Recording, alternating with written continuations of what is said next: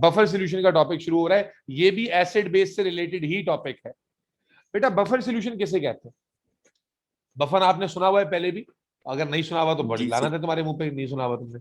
ठीक है, buffer solution कैसे किसे कहते हैं? एक ऐसा सॉल्यूशन जो पीएच के चेंज को रेजिस्ट करता है। एक ऐसा सॉल्यूशन हम लिख के कर लेते हैं। सॉल्यूशन डेफिनेशन भी आ जाती है इसकी, डेफिनेशन भी आती है।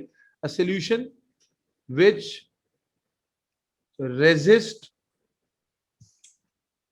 the change in pH। अच्छा, ज्यादातर बच्चे इतनी ही डेफिनेशन लिखते हैं और इस डेफिनेशन पर आपको आधा यानी 2 नंबर की डेफिनेशन आती है, 1 ही मार्क मिलता है। बोले क्यों भाई, हमने तो सही डेफिनेशन लिखी। क्योंकि आप दूसरा हिस्सा भूल जाते हैं डेफिनेशन का। क्या दूसरे कलर से लिखते हैं? When small amount of acid or base is added to the solution।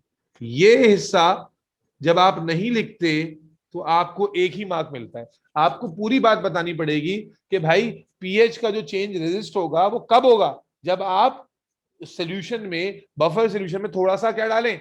Acid डालें, तो वो क्या करेगा? अपनी पीएच को चेंज होने से रोकेगा। और अगर थोड़ा सा बेस डालें तब भी अपनी पीएच को चेंज होने से रोकेगा। बफर का बहुत ज्यादा इस्तेमाल होता है हमारे मेडिसिन में, बहुत ज्यादा, क्योंकि मेडिसिन जब बनाई जाती है उसके साथ बफर्स ऐड किए जाते हैं, ताकि अगर वो मेडिसिन नॉर्मल एनवायरनमेंट से एक्सपोज हो रही है और उसमें एसिडिक या बेसिक इफेक्ट पड़ रहा है तो मेडिसिन की पीएच तब्दील ना हो, तो उसके साथ बफर्स लाजमी ऐड किए जाते हैं। सिरप्स में बफर्स लाजमी। जी बेटा दोबारा बता देंगे? दोबारा बता देते हैं। बफर क्या है? एक ऐसा सॉल्यूशन, एक ऐसा मिक्सचर, एक ऐसा जो है ना वो कॉम्पोजिशन जो के पीएच के चेंज को रेजिस्ट करता है।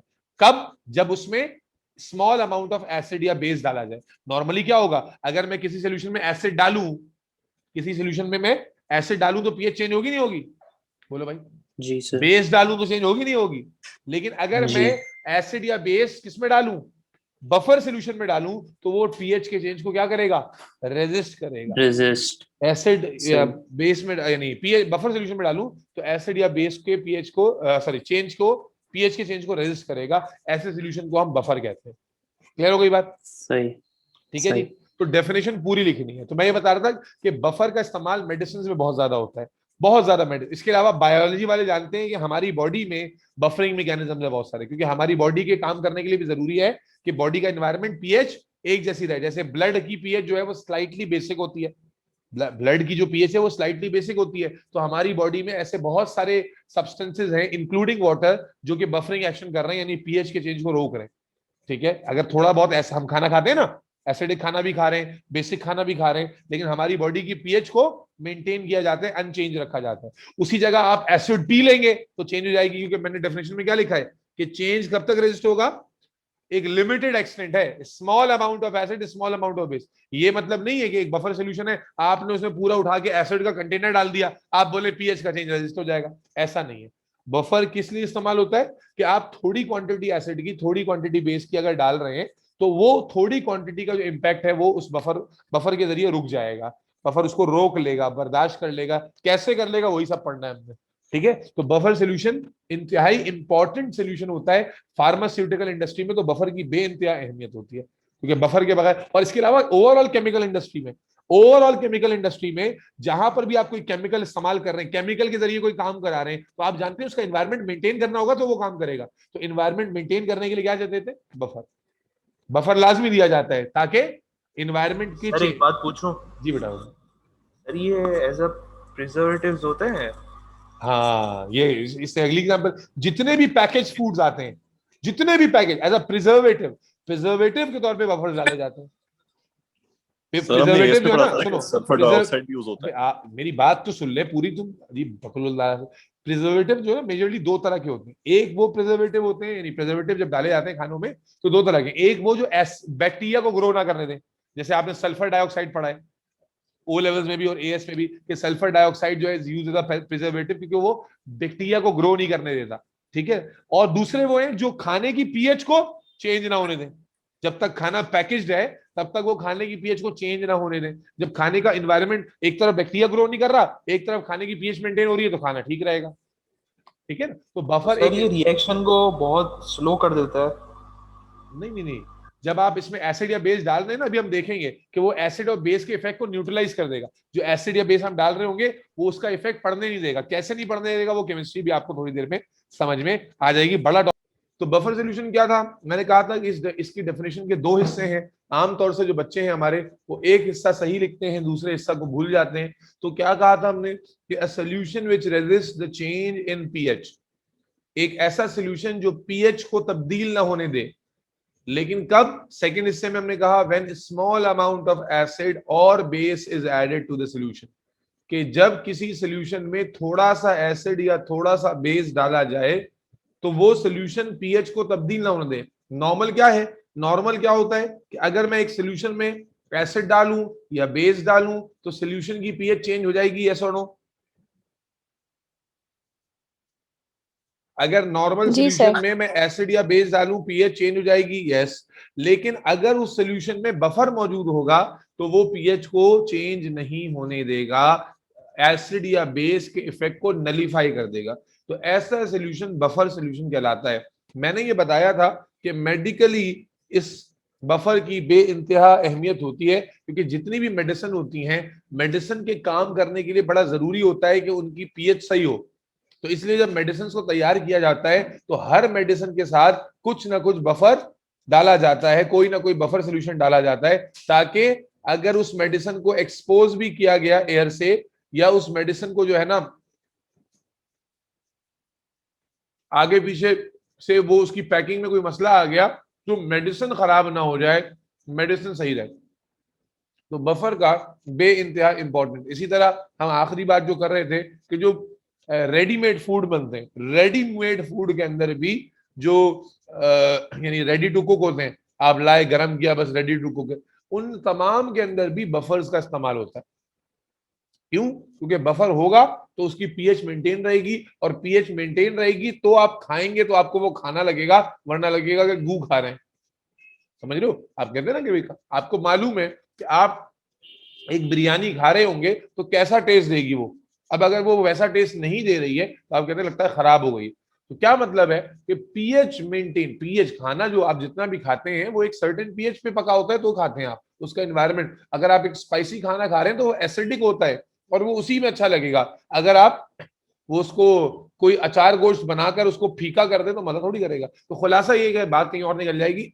तो पीएच का बे इंतहा इंपॉर्टेंस होता है, बफर का बे इंतहा इंपॉर्टेंस होता है। यहां तक बात समझ में आ गई। अब सवाल ये पैदा होता है बफर बनाते कैसे, बफर सोल्यूशन जो है बनाएंगे कैसे।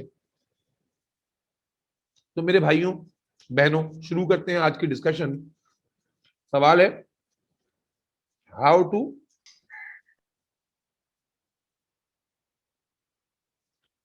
मेक बफर, बफर सोल्यूशन तैयार कैसे करेंगे, बनाएंगे कैसे।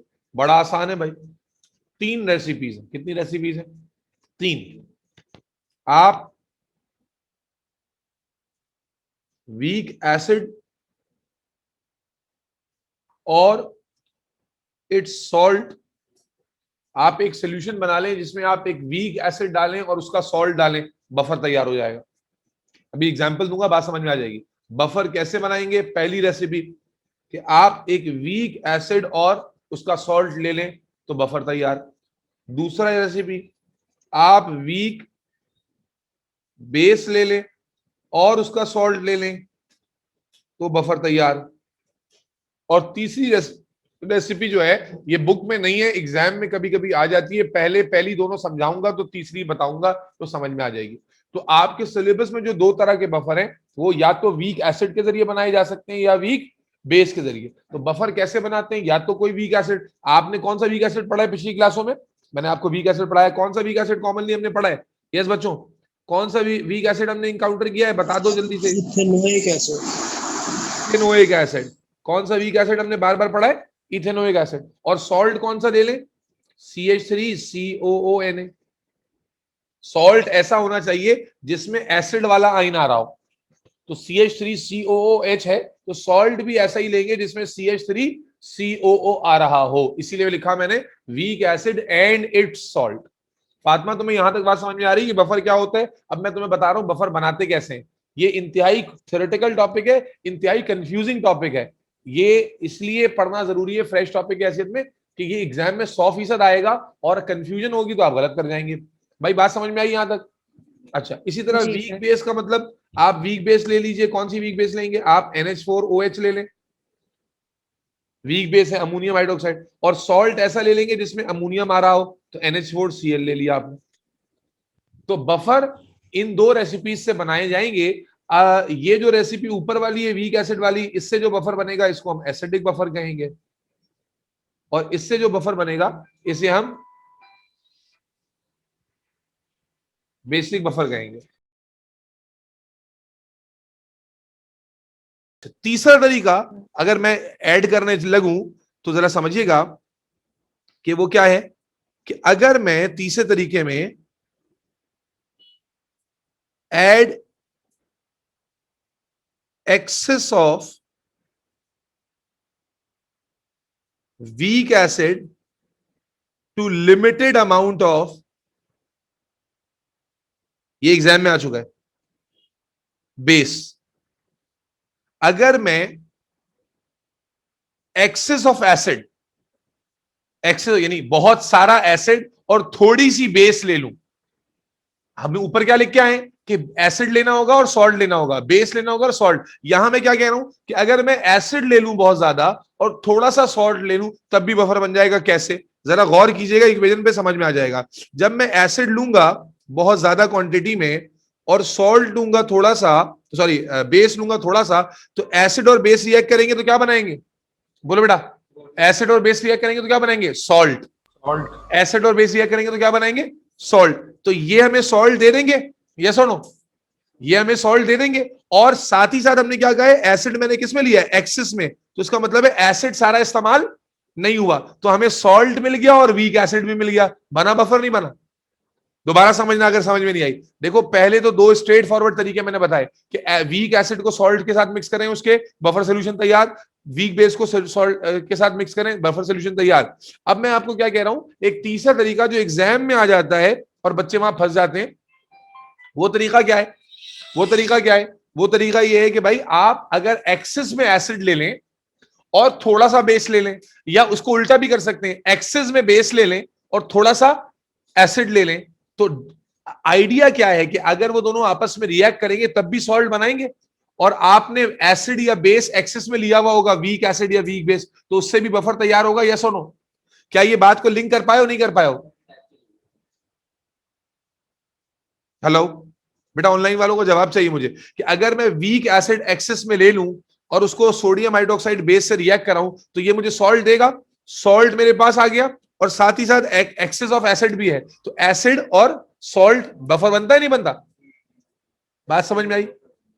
ऑनलाइन वाले बेटा जवाब दोगे तो बात आगे चलेगी। जी हुमा सर। फातिमा, ठीक है जी। तो ये Yes, तीन sir. तरीके होते हैं बफर बनाने के। तो पहला हमारा सवाल था बफर होता क्या है, हमने जवाब दे दिया। दूसरा सवाल है बफर बनाते कैसे हैं, तो जवाब हमने दे दिया कि बफर कैसे बनाते हैं भाई, या तो एसिड को सॉल्ट के साथ या बेस को सॉल्ट के साथ मिक्स करते हैं, या फिर एक्सेस वाला ऑप्शन भी यूज कर सकते हैं जी। तो हम लोग बात कर रहे थे कि भाई इस तरह से आपने बफर बना लिया। बेटा अगला सवाल है कि अब जो आपके दिमाग में घूम रहा होगा कि बफर पीएच को मेंटेन कैसे करता है, यहां से इंपॉर्टेंट कॉन्सेप्ट है बेटा, हाउ बफर वर्क। सवाल है बफर काम कैसे करता है। ऊपर तक सारी बातें समझ में आ गई, क्योंकि यहां से कॉन्सेप्ट समझना बड़ा इंपॉर्टेंट है। बफर काम कैसे कर रहा है समझते हैं बेटा। मान लीजिए कि हमारे पास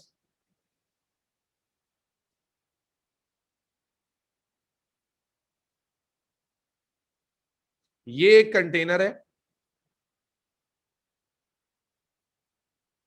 हमारे पास ये बेटा एक कंटेनर है, ठीक है जी। और इस कंटेनर में पहले मैंने डाला सॉल्ट, सॉल्ट का सोल्यूशन तैयार कर लिया। कौन सा सॉल्ट ले रहा हूं मैं? CH3, बोलो बेटा, COONA। ये मैंने सॉल्ट का सोल्यूशन ले लिया, CH3COONA। अब मैं जानता हूं कि सॉल्ट जो है, मान ले कि मैंने इसके कितने मॉलिक्यूल लिए, मैंने इसके 100 मॉलिक्यूल लिए। कितने मॉलिक्यूल लिए भाई? 100। अब सॉल्ट जो है आपको मालूम है वो कंप्लीटली आयोनाइज होता है, ये सुनो, सॉल्ट जो है वो पानी में कंप्लीटली आयोनाइज हो जाता है। क्या मतलब हुआ कि जब ये पानी में जाएगा तो उससे 100, बोलो बेटा, CH3COO नेगेटिव आइन बनाएगा और 100 ही Na पॉजिटिव आइन बनाएगा, यस और नो? जी सर। यस और नो? कोई मसला तो नहीं, पक्का? अब इसके अंदर मैंने जी एसिड डाला, वीक एसिड, और मान लें इसके भी मैंने 100 मॉलिक्यूल ही लिए, लेकिन क्योंकि ये वीक एसिड है, क्योंकि ये वीक एसिड है, तो क्या ये कंप्लीटली आयोनाइज होगा? बोलो भाई, क्या no weak sir. Acid completely ionize होगा? नहीं होगा।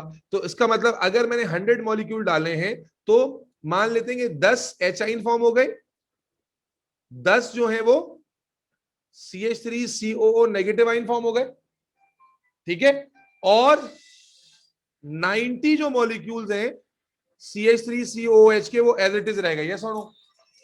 Is that clear? मैंने क्या कहा कि आप बफर बनाते हैं, समझ गए, आप एसिड और सॉल्ट को मिक्स करके बनाएंगे। अब मैं आपको बता रहा हूं कि आए प्रैक्टिकली इमेजिन करते हैं ताकि हमें समझ में आए बफर काम कैसे कर रहा है। तवज्जो बरकरार रखना। सबसे पहले मैंने क्या किया, सॉल्ट का सोल्यूशन बनाया। अब सॉल्ट के मैंने इमेजिन किए 100 मॉलिक्यूल्स, CH3COONA सॉल्ट है, और कितने मॉलिक्यूल्स इमेजिन किए मैंने? 100 मॉलिक्यूल्स। हमें मालूम है कि सॉल्ट कंप्लीटली आयोनाइज होता है, यस और नो? यस और नो? अम्मार जवाब देते जाओ बेटा। यस तो अब जब आपने सॉल्ट डाला तो उससे CH3COO नेगेटिव और Na पॉजिटिव अलग हो गए, 100 ये बने और 100 ये बने। Is that clear? Yes sir जो मैंने दिखाया हुआ भी है। फिर मैंने इसमें एसिड डाला।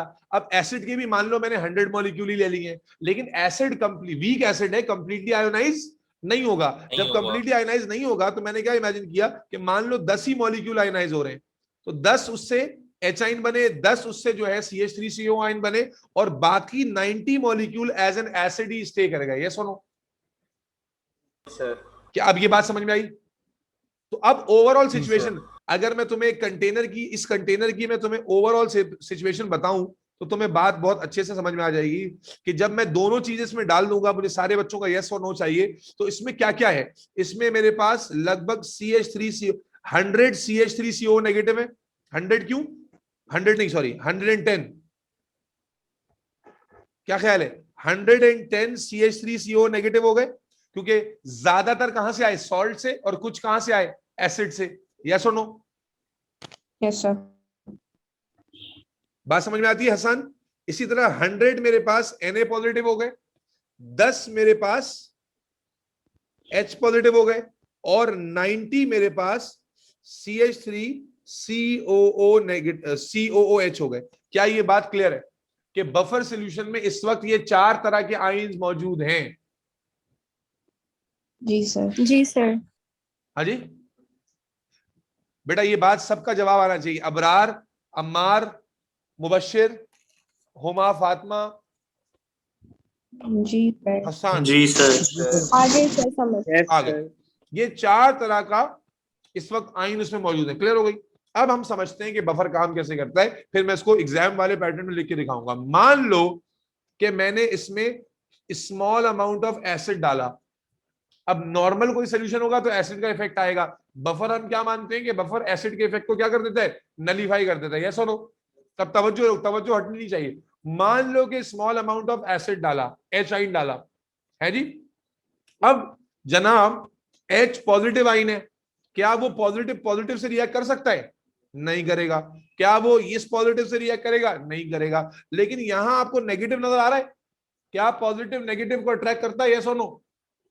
पॉजिटिव नेगेटिव में अट्रैक्शन होती है। तो हम क्या देखते हैं कि जो स्मॉल अमाउंट ऑफ एच आइन हम डालते हैं, रादर देन कि वो मीडियम की पीएच को चेंज करें, ये जो CH3COO है फटाक से इसके साथ क्या हो जाता है? बोलो बेटा। CH3CO नेगेटिव फटाक से इसके साथ क्या हो जाता है? कंबाइन, और क्या बना देता है? Weak acid. क्या बना देता है? तो क्या वीक एसिड से पीएच में कोई चेंज आएगा? वीक एसिड तो आयोनाइज ही बहुत थोड़ा सा होता है, और एच आइन से चेंज आ सकता था, उसको आपने उड़ा दिया, नलीफाई कर दिया ना। एच आइंस को खाली नहीं छोड़ा। एच आइंस कितने थे? 10 के 10 ही अवेलेबल है, यस और नो? भाई मीडियम में 10 एच आइन थे, 10 ही अवेलेबल है अभी भी, क्योंकि जितने एच आइंस आपने डाले आपके पास abundant quantity of negative charge मौजूद है।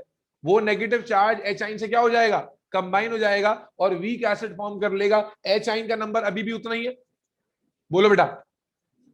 तो ये जो आपने बफर बनाया, जब हमने क्या देखा, जब इसमें स्मॉल अमाउंट ऑफ एसिड डालते हैं तो जो नेगेटिव आइन है बफर सोल्यूशन के रेडिली कंबाइन हो जाते हैं किससे, एच आइन से, और एच आइंस के नंबर को चेंज नहीं होने देते। बात समझ में आई? पीएच वीक एसिड डाल रहे हैं, स्ट्रॉन्ग एसिड डाल रहे हैं? आप स्ट्रॉन्ग एसिड डाल रहे हैं, स्ट्रॉन्ग एसिड डाला आपने, एच आइंस स्ट्रॉन्ग एसिड ने प्रोवाइड किए।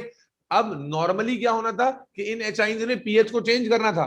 भाई पीएच कब तक मेंटेन है, जब तक एच आइंस 10 ही है। 10 से ज्यादा होंगे तब भी पीएच चेंज होगी, और 10 से कम होंगे तब भी पीएच चेंज होगी। तो जैसी एच आइन हमने डाले तो क्या हुआ, जो रेडिली अवेलेबल क्या है, CH3COO नेगेटिव आइन है, फटाक से कंबाइन हो गए एच आइन से, और एच आइन को फ्री घूमने नहीं दिया, तो जो पीएच पर इफेक्ट आ सकता था वो नहीं आएगा। Is that clear?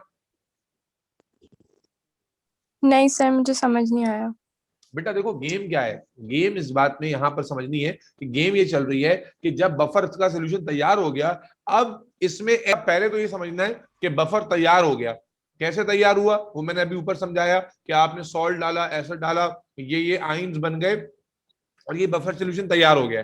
अब हम समझ रहे हैं कि बफर काम कैसे करता है। तो मैंने बताया, तवज्जो रखो मुइज, मैंने क्या बताया कि जब बफर का काम क्या था कि जब स्मॉल अमाउंट ऑफ एसिड या बेस उसमें डाला जाता है तो वो पीएच को चेंज नहीं होने देता। यही बात हमने की थी ना, यही बात हमने की थी, कोई मसला तो नहीं है इसमें। अब कॉन्सेप्ट है, कॉन्सेप्ट ये है कि जब ये बफर मेंटेन था, अब मैंने इसमें स्मॉल अमाउंट ऑफ एसिड डाला यानी एच आइंस प्रोवाइड किए, तो पीएच कब तब्दील होती, जब एच आइंस, पीएच कब तब्दील होती, जब एच आइंस रिएक्ट करते, सॉरी एच आइन जो है वो मीडियम में फ्री हो जाते। तो हम क्या देख रहे हैं कि हम एच आइन को फ्री रहने नहीं दे रहे, बल्कि ये जो नेगेटिव आइन मौजूद है CH3CO नेगेटिव का, ये क्या करेगा, एच आइन को फौरन अपने साथ कंबाइन कर लेगा ताकि ये एच आइन फ्री ना घूमे। और जब ये अपने साथ कंबाइन कर लेगा तो कुछ ये वाला रिएक्शन हो जाएगा जो मैंने साइड में लिखा। रिजल्ट क्या हुआ, इसका फायदा क्या हुआ, हमें फायदा ये हुआ कि क्या एच आइन का नंबर बढ़ा, एच आइन हमने डाले हैं बाहर से, लेकिन क्या एच आइन का नंबर बढ़ा, नहीं बढ़ा, नहीं। क्योंकि जो एक्सेसिव एच आइन आए वो एक्सेसिव एच आइन किससे कंबाइन हो गए, नेगेटिव आइन से। Is that clear? Yes sir. ठीक है जी भाई, सबको समझ में आया कि एसिड डालने पे क्या हुआ, जब आपने एच आइंस डाले तो जो नेगेटिव आइन है सोल्यूशन का वो उससे कंबाइन हो जाता है ताकि उसको फ्री ना छोड़े। Is that clear? Yes sir. अच्छा जी सर। आगे देखो, आगे देखो, आगे देखो। अब मान लो कि इसमें हमने OH आइन डाल दी, क्योंकि पीएच जो बफर होता है वो एसिड के भी चेंज को रेजिस्ट करता है और बेस के चेंज को भी रेजिस्ट करता है। बेस डाल, जी बेटा, हाँ नेग्लिजिबल है ना। अच्छा OH डाला, अब हमने एसिड डालने पे क्या समझ में आया, एसिड डालने पे सबको क्लियर हो गया किस तरह से इफेक्ट कैंसिल हो रहा है। अब मान लो OH नेगेटिव आइन डाला, अब मुझे बताओ कि क्या OH नेगेटिव आइन इससे रिएक्ट करेगा, क्या नेगेटिव नेगेटिव से रिएक्ट करता है, नहीं करता। नहीं सर। तो इसका मतलब है OH आइन या तो इससे रिएक्ट करेगा, या तो इससे रिएक्ट करेगा, या तो इससे रिएक्ट करेगा, या सुनो, है ना तीन। अच्छा अब जब OH आइन इनसे रिएक्ट कर रहा है, जरा समझना, मान लो कि Na से रिएक्ट करता, अगर Na से रिएक्ट करेगा, लास्ट वाले से क्यों करेगा? रुक जाओ अभी बताता हूं। सिर्फ पॉजिटिव नेगेटिव नहीं है ना भाई, अभी इस एसिड में भी तो एच आइन है ना, इस एसिड में भी तो H होता है, इससे रिएक्ट कर सकता है। अभी पूरी बात समझो। अब मान लो कि Na ने OH ने Na के साथ रिएक्ट किया, तो Na क्या होता है, NaOH स्ट्रॉन्ग बेस होता है, और जब स्ट्रॉन्ग बेस होता है तो कोई फायदा नहीं है हमें। क्यों? क्योंकि जितना NaOH फॉर्म होगा वो कंप्लीटली क्या हो जाएगा, आयोनाइज हो जाएगा। दोबारा समझना, अगर मान लो कि हम ये मान के चल रहे हैं कि OH Na से रिएक्ट कर रहा है तो उससे कोई फर्क नहीं पड़ रहा है। क्यों नहीं फर्क पड़ रहा? कि अगर Na और OH मिलके NaOH बनाए, NaOH स्ट्रॉन्ग बेस होती है, वो कंप्लीटली आयोनाइज हो जाएगी, तो OH आइन दोबारा आ जाएगा। यस और नो? अगर Na से रिएक्ट भी कर जाए तो दोबारा आ जाएगा ना। Is that clear? Yes sir. अच्छा दूसरा रह गया, इन नेगेटिव नेगेटिव से रिएक्ट नहीं कर रहा, ये भी समझ में आ गया। Na से रिएक्ट करेगा तो कोई फायदा नहीं होगा, ये भी समझ में आ गया। यस और नो? अब रह गया यहां पर H आइन से या CH3CO जो अनआयोनाइज्ड एसिड है। मुझे बताओ नंबर में H आइन सिर्फ 10 है, नंबर में H आइन कितने, सिर्फ 10, जबकि जो एसिड के मॉलिक्यूल हैं, जबकि जो एसिड के मॉलिक्यूल है वो 90 है। तो ज्यादा पॉसिबिलिटी रिएक्शन की किसके साथ है, बोलो भाई, एसिड के साथ या H आइन के साथ?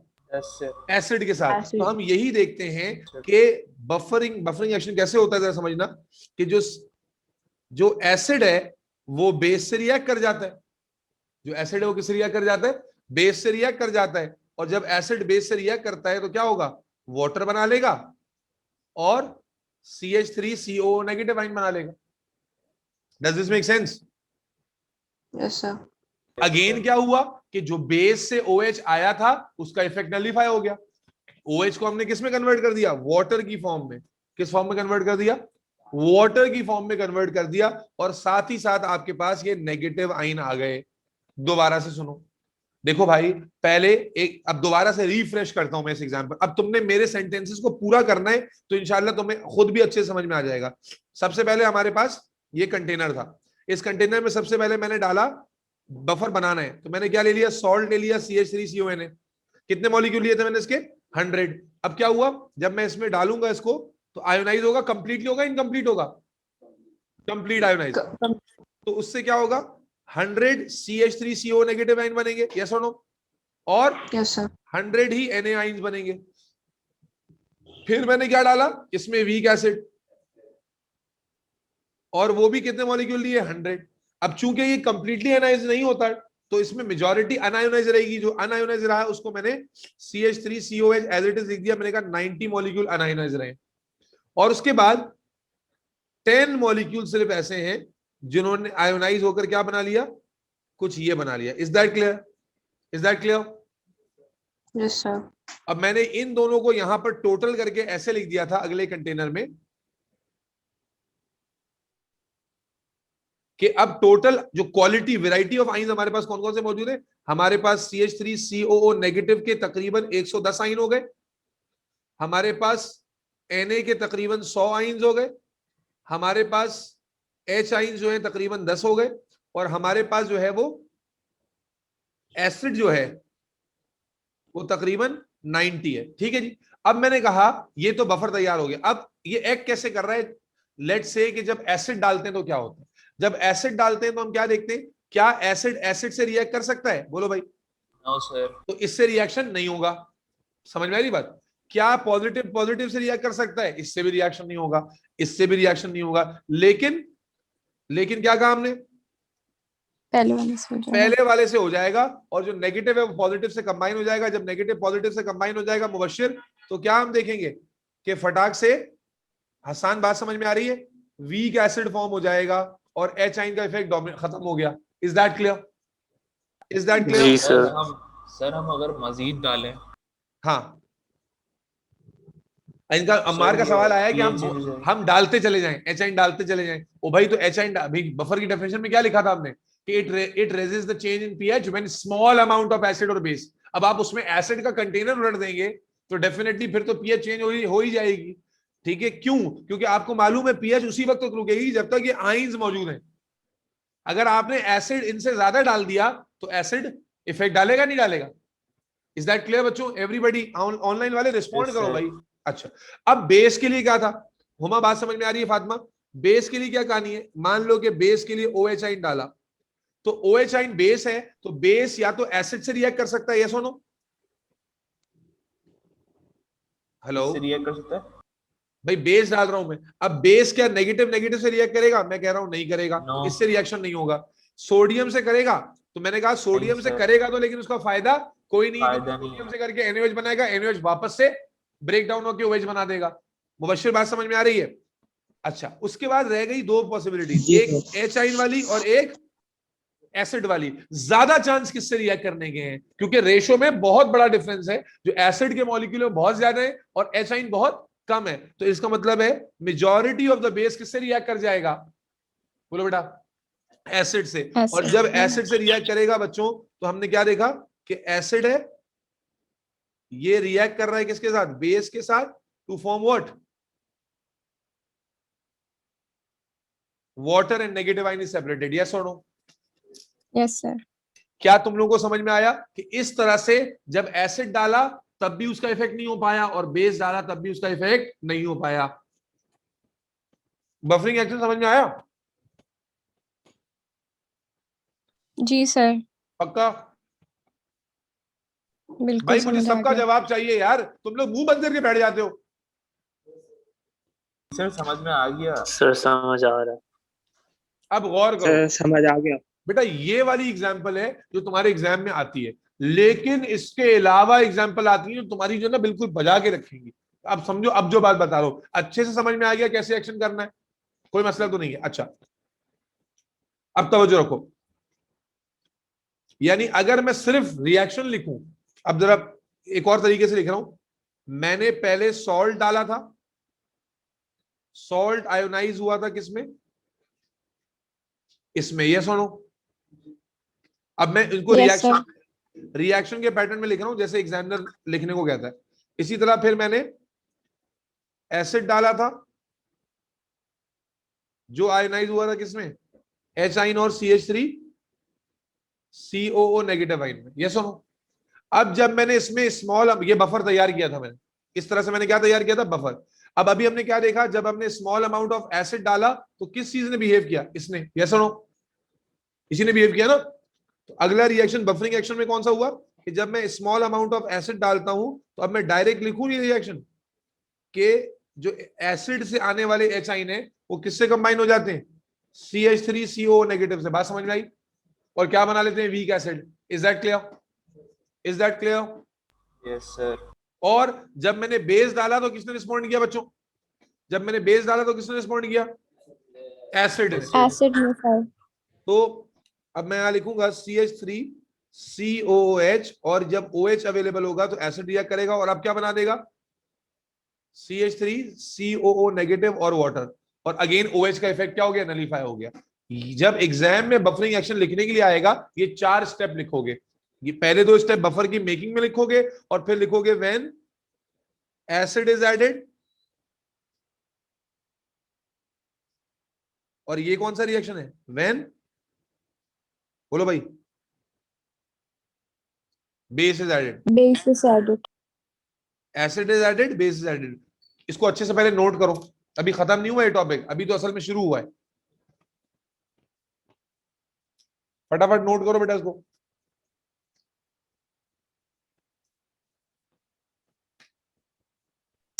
फातिमा बिल्कुल। सर ये CH बोलो। सर ये CH3 CO नेगेटिव से pH चेंज नहीं होगी? PH CH3 CO negative change होती है क्या, इडियट हो गए हो क्या? नहीं, H पॉजिटिव OH नेगेटिव से सब चेंज होगी। जी, पीएच तो सिर्फ HOH से चेंज होगी ना। सही सर, सही। नोट कर लिया? नहीं सर कर रहा।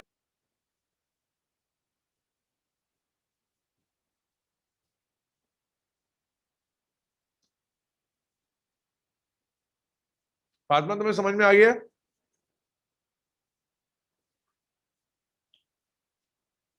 बेटा it's a kind of must question in your exam. Ionic equilibria के चैप्टर से प्योरली जो थ्योरेटिकल कॉन्सेप्ट है ना, बस वो यही है, इसके अलावा कोई भी प्योर थ्योरी नहीं है। तो P4 थ्योरी का पेपर है, ऐसा कैसे हो सकता है कि ना आए? सर आपने मुझे लास्ट क्लास में भेजी आयनिक इक्विलिब्रिया की। आसान इसलिए कि समझ में आ रहा है ना। अब अभी समझो, अभी बात खत्म नहीं हुई, अभी बात शुरू की है मैंने, इसमें कुछ चीजें दिखानी है तुम्हें। तुम समझ गए वर्किंग कैसे लिखनी है, एग्जाम में फैसला कर लोगे कि एच आइन आके नेगेटिव आइन से कंबाइन होता है और OH आइन आके एसिड से कंबाइन होता है, कोई मसला तो नहीं। No sir. अब लिसन केयरफुली, अब तुम एक चीज पर गौर करो कि जब मैं कोई बफर बना रहा हूं और उसमें एसिड और बेस डाल रहा हूं तो जरा इक्वेशंस पे गौर करना कि जो चीज यहां है वही चीज यहां भी है, और जो चीज यहां है वही चीज यहां भी है। ये मैं तुम्हें कुछ दिखाना चाह रहा हूं, शॉर्टकट बता रहा हूं उसके लिए, क्योंकि एग्जाम में तुम फंस जाओगे अगर तुम्हें ये बात याद नहीं रही। दोबारा सुनना, क्या कहा मैंने, तुम गौर करो तो तुम्हें नजर आ रहा होगा कि अभी जो मैंने बफरिंग एक्शन लिखा है, इस बफरिंग एक्शन में जब एसिड और बेस ऐड किया है तो जो इक्वेशन हमने रिजल्टेंट लिखी है उसमें जो चीज यहां लिखी हुई है, आप देखिए हैरानकुन तरीके से वही चीज यहां पर भी है, और जो चीज वहां लेफ्ट साइड पे लिखी हुई है वो ये चीज यहाँ चीज यानी इधर भी राइट साइड पे लिखी हुई है। ये क्यों बता रहा हूं मैं, ये क्यों बता रहा हूं, क्योंकि इसको यूज करना है, इस इंफॉर्मेशन को यूज करना है। आए यूज करते हैं कैसे, इस इंफॉर्मेशन को अगर आप याद रखेंगे तो आपका फायदा होगा। अगले बफर की एग्जांपल लेने जा रहा हूं। मैं बफर बना रहा हूं NH4OH का विद NH4Cl। एग्जाम में ऐसे कॉलम बना हुआ आ जाए, वो ऐसे हेडिंग डली भी आ जाएगी कि भाई इनका बफरिंग एक्शन लिख के दिखाएं, इनका बफरिंग एक्शन लिख के दिखाएं, NH4OH का और NH4Cl का। अब देखो ऊपर वाले पैटर्न को फॉलो करो। ऊपर वाले पैटर्न को जब हम फॉलो करते हैं तो हम क्या देखते हैं,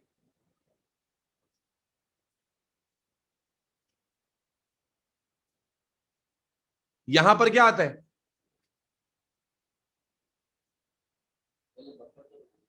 बफर कैसे बनाओगे, बनाओ। NH4OH क्या है, बेस है। NH4OH क्या है बेटा, बेस है, वीक बेस है, तो पार्शियली एनाइज होगी, यस और नो। और NH4Cl क्या है, सॉल्ट है, तो कंप्लीटली आयनाइज होगा,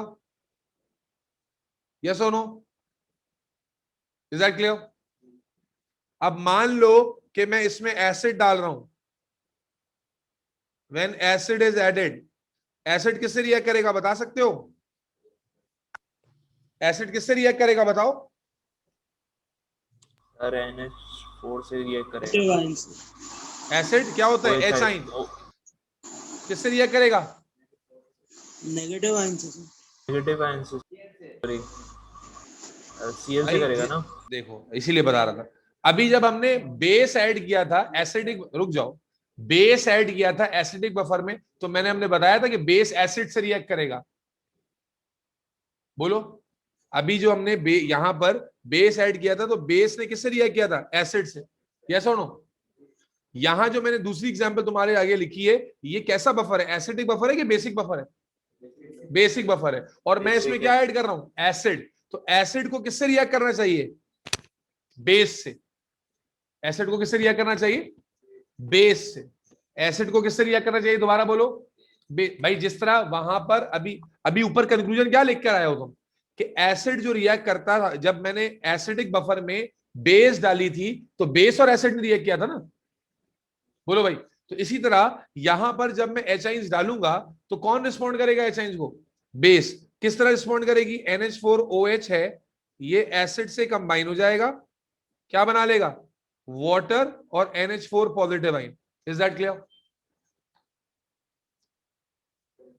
भाई NH4OH बेस है ना इस कंपाउंड में, तो एसिड जो मैंने डाला तो एसिड किससे रिएक्ट कर देगा, बेस से। जब बेस से रिएक्ट करेगा तो H आइन और OH आइन कंबाइन होकर क्या बना लेंगे, वाटर, और NH4 अलग हो जाएगा। Is that clear?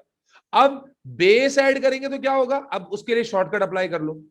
क्या शॉर्टकट? अभी मैंने बताया था जब एसिड और बेस एडेड लिखते हैं तो जो चीज यहां होती है वो चीज यहां होती है, और जो चीज यहां होती है वो चीज यहां होती है। क्या मतलब, जब बेस ऐड करेंगे तो किसने रिस्पॉन्ड करना होगा, NH4 ने, और NH4 जब रिस्पॉन्ड करेगा तो क्या बना लेगा, NH4OH।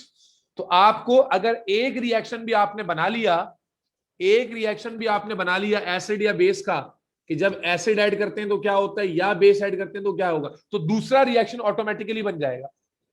लॉजिक क्या बता रहा हूं, ये चीज अभी मैं आसान एग्जांपल दे रहा हूं इसलिए शायद इजी लगे करना, जब मुश्किल एग्जांपल आएंगी तो यही ट्रिक काम आएगी कि एक रिएक्शन अगर आप पकड़ गए कि कैसे होगा। जैसे अभी हमने क्या पढ़ा कि जब एसिड डालूंगा मैं तो वो किससे रिएक्ट करेगा, बेस से। एसिड डालूंगा तो किससे रिएक्ट करेगा, बेस से। तो अल्टीमेटली मैंने बेस से रिएक्ट करा दिया। वंस मैंने एक रिएक्शन सही लिख दिया तो अब मैंने क्या आइडिया लगाया कि बेस डालने पर क्या होगा, तो मैंने कहा भाई जो चीज यहां आती है वही बेस की राइट साइड पे आती है, और जो चीज लेफ्ट राइट साइड पे होती है एसिडिक वाले रिएक्शन में वही बेस वाले में लेफ्ट साइड पर होती है। Is that clear? सर आपने बताया तो था कि वो एसिड से रिएक्ट करेगा। देखो आप किसी भी तरह की कॉन्सेप्ट को अप्लाई कर सकते हो, आंसर सही होना चाहिए। जी हाँ, क्या नाम है तुम्हारा, समझ में आया तुमको, हुमा खान? आगे फातिमा तुम्हें क्लियर हुआ? अबरार? Yes sir. फातिमा रईस, मुबशिर अहमद? जी सर। यहीं पर बात खत्म नहीं कर रहा हूं मैं, एग्जाम के कुछ क्वेश्चंस भी करा रहा हूं कि किस तरह से एग्जाम में सवाल आए हुए। इसको नोट करो अपने पास। सुफियान तुम्हें समझ में आया, मोइज तुम्हें समझ में आया?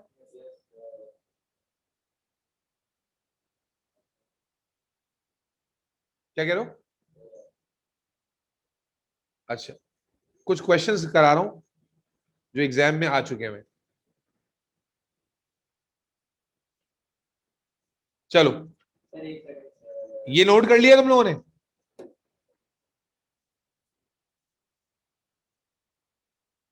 बेटा अब अगला अगला बफर है, ये एग्जाम में आया हुआ है बेटा। अगला बफर लेने जा रहा हूं H2SO4 और H2SO4 और NaHSO4 का। अब तुम देखो यहां से गड़बड़ क्या होना शुरू होगी कि तुम लोगों को यही नहीं मालूम है कि कौन सा सॉल्ट है और क्या है, अननोन टाइप का कंपाउंड है ना। अब यहां पर भी लॉजिक लगानी है। कैसे लॉजिक लगाओगे? अब तुम्हें बफरिंग एक्शन पूछेगा एग्जामिनर। ये बफर एग्जामिनर ने दिया है कि भाई ये एक बफर है, ये क्या है? बफर है। बताओ ये अपना बफरिंग एक्शन कैसे करेगा, ये तुमसे सवाल पूछा गया है जी। आपको एग्जामिनर ने कहा कि ये एक बफर है, ये एग्जामिनर ने आपको बता दिया। अब एग्जामिनर आपसे कहता है बताओ कि ये अपना बफरिंग एक्शन कैसे परफॉर्म करेगा। बेटा बफरिंग एक्शन हम लोग कैसे बताते हैं? जब एसिड ऐड हो और जब बेस ऐड हो। भाई बफरिंग एक्शन में यही बताना है ना कि जब एसिड ऐड होगा तो क्या होगा और जब बेस ऐड होगा तो क्या होगा। कोई मसला तो नहीं है इसमें? बोलो भाई। सर भाई ऑनलाइन No, वाले मर sir. जाते हो तुम लोग, मेरा खून मत खौलाओ। ऑनलाइन में 2 बच्चे जवाब देंगे, बाकी लोग मौत के घाट उतर जाएंगे।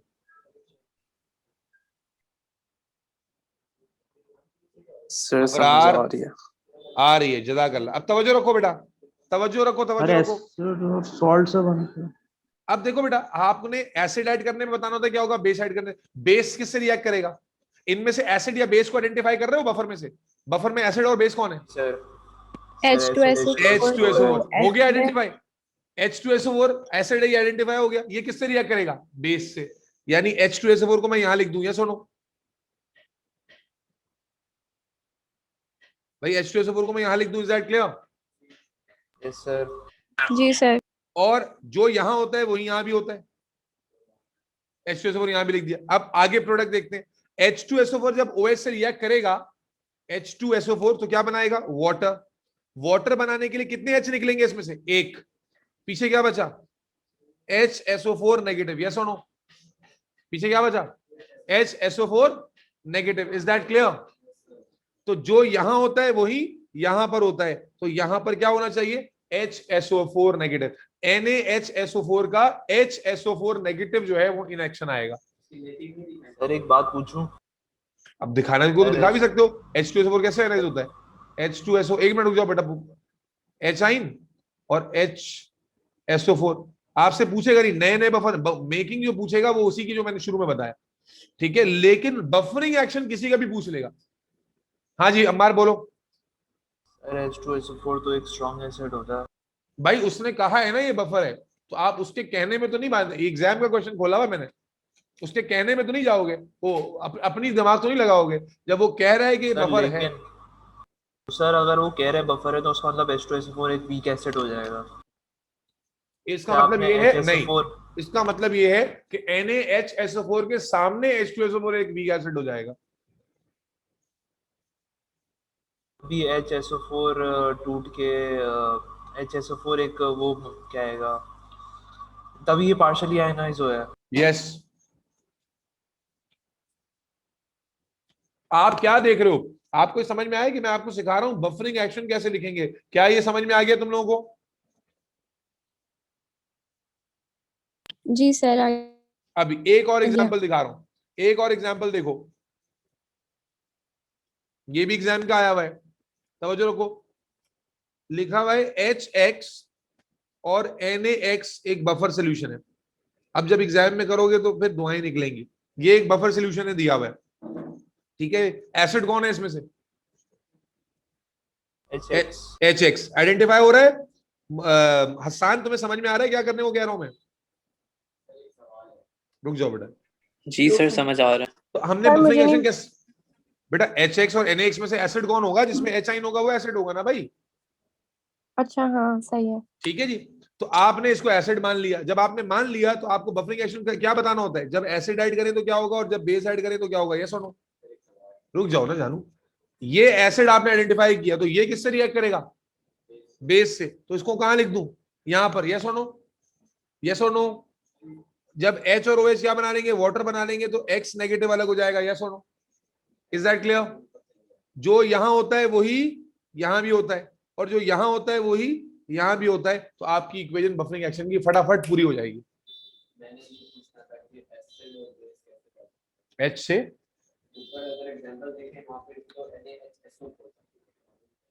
ज्यादा H किस में थे